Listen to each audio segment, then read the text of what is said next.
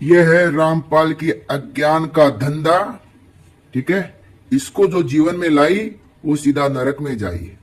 चलिए आज इसकी ये देखिए, इसमें पेज नंबर 190 में श्रीमद् भगवत गीता का सार दिया है।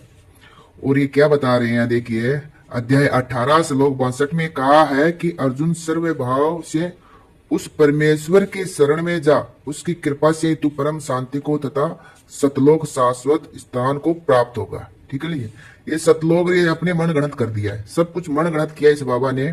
ठीक है ना, तो यहाँ पे जो बात हो रही है ना अध्याय 18 के श्लोक 62 में कि उस परमेश्वर की शरण में जा, ठीक है, तो वहां कर्मयोग के बारे में बात हो रही है। भगवान को प्राप्त करने के लिए तीन मार्ग है, ज्ञान योग, कर्म योग और भक्ति योग। ठीक है, तो भक्ति योग को सबसे श्रेष्ठ बताया है। तो यहां तक भगवान सभी मार्ग बता देते हैं, भक्ति योग भी बताते हैं, कर्म योग भी बताते हैं और ज्ञान योग भी बताते हैं अर्जुन जी को। ठीक है ना, उस पर भी मैंने वीडियो बनाया है, वो डिस्क्रिप्शन में है, आप देख सकते हैं।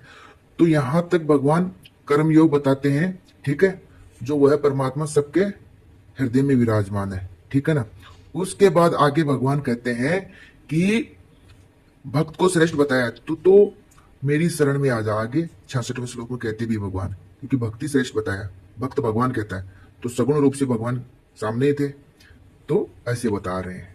ठीक है, तो अभी अपन शुरू करते हैं। और ये जो अध्याय है जो बता रहा ना, अध्याय 4 के श्लोक 5, ये देखो क्या बता रहा है। ये ब्रह्मा जी, विष्णु जी, जन्म तथा मृत्यु तथा किए कर्म भोग अवश्य ही प्राप्त होता है। ये जन्म मृत्यु ऐसे बता रहे, इस पे भी वीडियो बनाएंगे।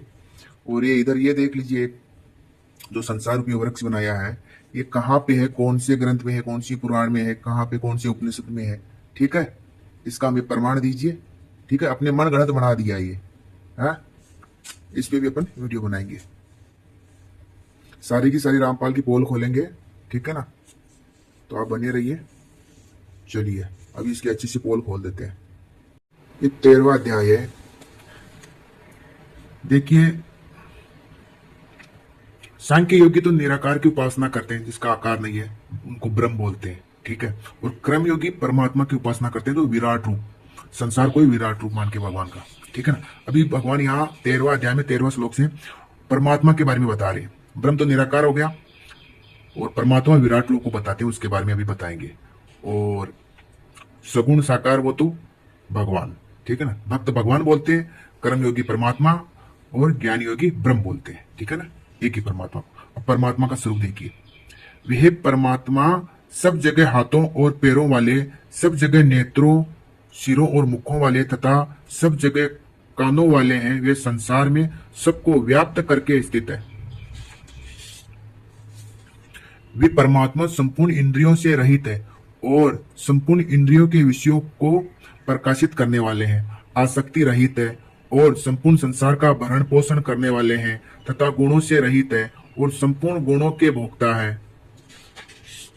ये परमात्मा का स्वरूप बताया जा रहा है। वे परमात्मा संपूर्ण प्राणियों के बाहर भीतर परिपूर्ण है और चर अचर प्राणियों के रूप में भी वही है, एवं दूर से दूर तथा नजदीक से नजदीक भी वही है, और वे अत्यंत सूक्ष्म होने से जानने में नहीं आते। वे परमात्मा स्वयं विभाग रहित होते हुए भी संपूर्ण प्राणियों में विभक्ति तरह स्थित है, और वे जानने योग्य परमात्मा ही संपूर्ण प्राणियों को उत्पन्न करने वाले तथा उनका भरण पोषण करने वाले और संहार करने वाले हैं। देख लीजिए, उत्पन्न कौन करते हैं? ब्रह्मा जी, वही, और उनका भरण पोषण विष्णु भगवान जी, संहार शंकर भगवान जी। तो भगवान ही सभी रूपों में हुए हैं, एक से अनेक। वे परमात्मा संपूर्ण ज्योतियों के भी ज्योति और अज्ञान से अत्यंत परे कहे गए हैं। वे ज्ञान स्वरूप, जानने योग्य, जानने से, ज्ञान से प्राप्त करने योग्य और सबके हृदय में विराजमान है। ठीक है ना, सबके हृदय में विराजमान है। अब देख लीजिए, सबके हृदय में कौन विराजमान है? भगवान श्री कृष्ण। ठीक है ना, 15वां अध्याय का 15वां श्लोक, ये अध्याय 15, उसका श्लोक भी 15। देख लीजिए, मैं ही संपूर्ण प्राणियों के हृदय में स्थित हूं।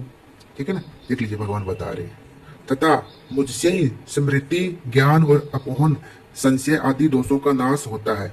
संपूर्ण वेदों के द्वारा मैं ही जानने योग्य हूं, वेदों के तत्व का निर्णय करने वाला और वेदों को जानने वाला भी मैं ही हूं।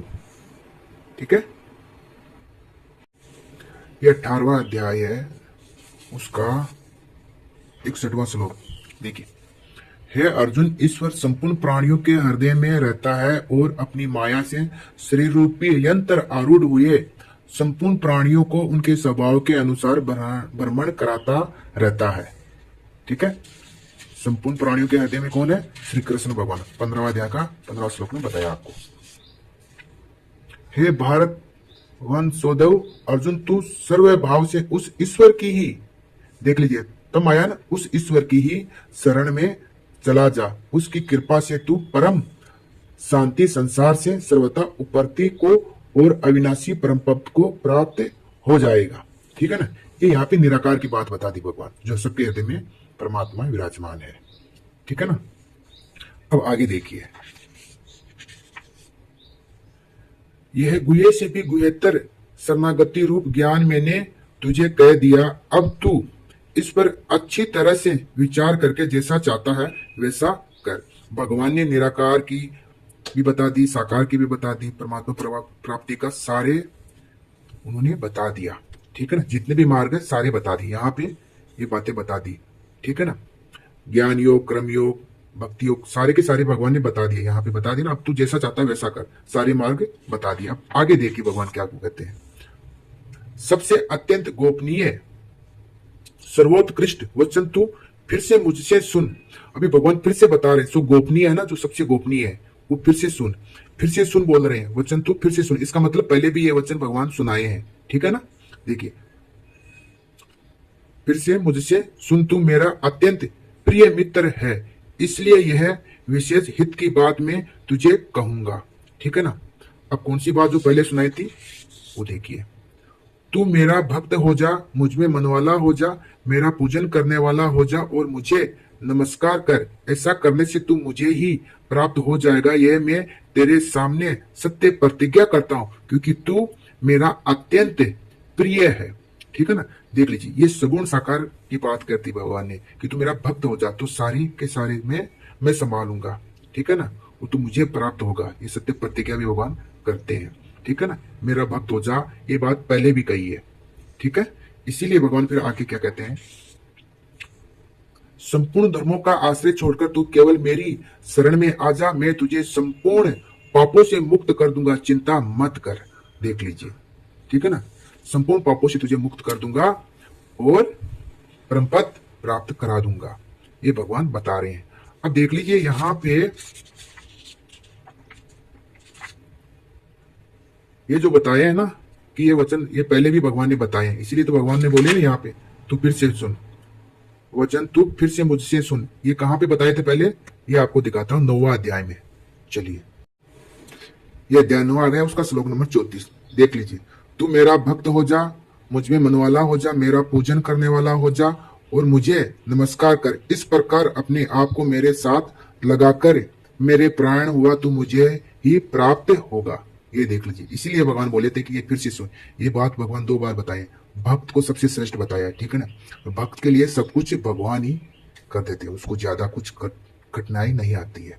ठीक है, चलिए यहाँ पर देखिए सगुण उपासना की सुगमताएं और निर्गुण उपासना की कठिनताएं, दोनों बातें यहाँ पे बताई गई है।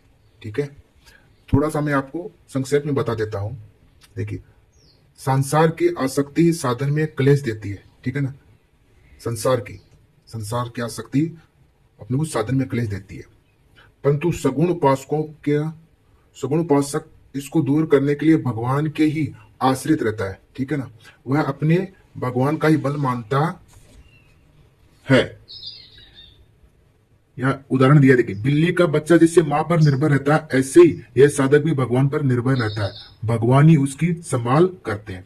देखिए, बिल्ली का बच्चा, जैसे कि बिल्ली का बच्चा है तो जो बिल्ली क्या करती है, बच्चे को मुंह में पकड़ के कहीं भी ले जाना है तो मुंह में पकड़ के ले जाती है। ठीक है ना, तो उसको कुछ भी नहीं करना पड़ता है। ऐसे ही भक्त के लिए भगवान ही सब कुछ प्राप्त करवा देता है। अब निर्गुण के लिए देखिए, उसके लिए तो खुद के ऊपर निर्भर रहना पड़ता है। देह में जितनी अधिक आसक्ति होती है, साधन में उतना ही अधिक क्लेश मालूम देता है। निर्गुण उपासक उसे विवेक के द्वारा हटाने की चेष्टा करता है। विवेक का आश्रय लेकर साधन करते हुए वह अपने ही साधन बल को महत्व देता है। बंदरी का छोटा बच्चा जैसे अपने, अब देख लीजिए यहाँ बंदरी का छोटा बच्चा, उसका उदाहरण दे रहे हैं, बल पर निर्भर होने से अपनी माँ को पकड़े रहता है। अब देखिए बिल्ली तो बच्चे को पकड़ के ले जाती है ना मुंह में, लेकिन बंदरी का बच्चा होता है वो खुद पकड़ के रखता है अपनी माँ को, ठीक है ना। अपनी माँ के साथ जाता है तो खुद अपने बल पे पकड़ कर रखता है, अगर छोड़ देगा तो गिर जाएगा। तो निर्गुण में अगर कहीं भी अगर थोड़ी चूक हो जाती है तो डायरेक्ट नीचे गिर जाता है, ठीक है। लेकिन भक्त के लिए भगवान उसको स्वयं सब कुछ प्राप्त करा देते हैं। ये आपको उदाहरण आपको समझ में आया होगा भली भांति। चलिए ठीक, ये 9वां अध्याय है। यहाँ पे देखिए भगवान क्या बोलते हैं, जो अनन्य भक्त, देखो जी भक्त के लिए भगवान क्या बोलते हैं, जो अनन्य भक्त मेरा चिंतन करते हुए मेरी भली भांति उपासना करते हैं, मुझ में निरंतर लगे हुए हैं, उन भक्तों का योगक्षेम, अप्राप्त की प्राप्ति और प्राप्त की रक्षा में वहन करता हूं।